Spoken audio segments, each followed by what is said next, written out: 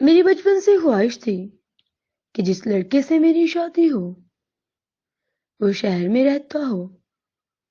میرے ماں باپ جب بھی مجھ سے پوچھتے کہ بیٹا اگر تمہاری کوئی پسند ہے تو ہمیں بتا دو، ہم تمہاری پسند کے مطابق تمہاری شادی کر دیں گے، مگر میں ہر بار ان سے کہتی ہوں کہ جو بھی ہو جائے میں شہر میں ہی شادی کروں گی، چاہے جس لڑکی کے ساتھ بھی ہو میری شادی کر دیں۔ میری ضد تھی لیکن قسمت تو کچھ اور ہی منظور تھا۔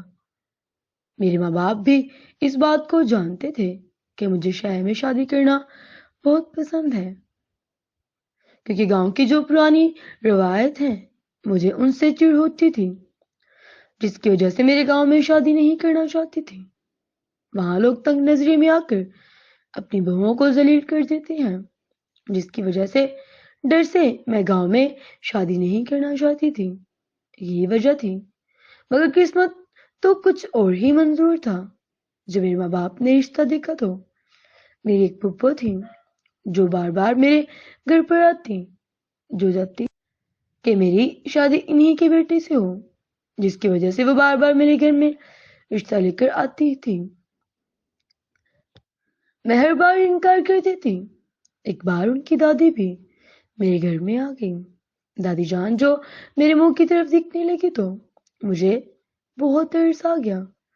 میں نے مجبوراً امی سے ہاں کر دی کہ چلو ٹھیک ہے کہ میں شادی کر لوں گی، بزرگوں کی بات مان ہمارے لیے ضروری ہے۔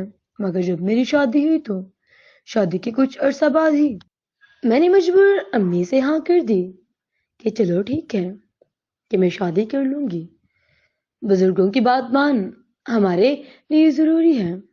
مگر جب میری شادی ہوئی تو شادی کے کچھ عرصہ بعد ہی میری نند اور میری ساس مجھ سے برا سلوک کرتی تھی۔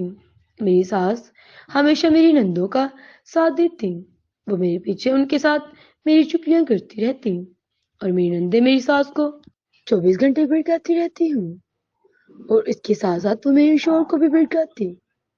میرے شوہر کے اپنا ذہن تو کوئی تھا ہی نہیں، وہ اپنے ماں باپ اور اپنے بہن بھائیوں کے ذہن کے مطابق کام کرتا تھا۔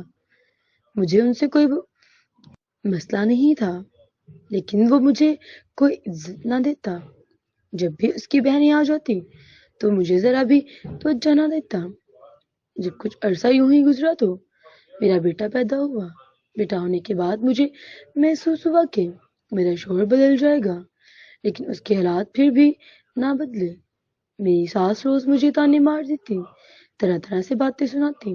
جب میں اپنے شوہر کو بتاتی تو وہ یقین نہ کرتے اور کہتے کہ مجھ سے میرے گھر والوں کے بارے میں کوئی بات نہ کیا کرو، اور یہی حال تھا کہ میں ڈپریشن کا شکار ہو گئی اور میری بری حالت ہونا شروع ہو گئی، جس کی وجہ سے میرے گھر والے بہت پریشان ہوتے۔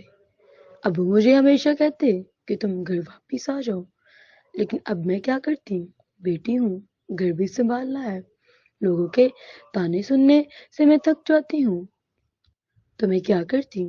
میرا یہ حال دیکھ کر میرے گھر والے بھی پریشان ہوتے، اور میرے ساتھ ساتھ میری دوستیں اور کزن بھی پریشان ہو جاتی، جو میری سفید رنگوں کو کالی رنگت میں دیکھتی تو ہر بار مجھے سناتی، یار بتاؤ تمہارا مسئلہ کیا ہے۔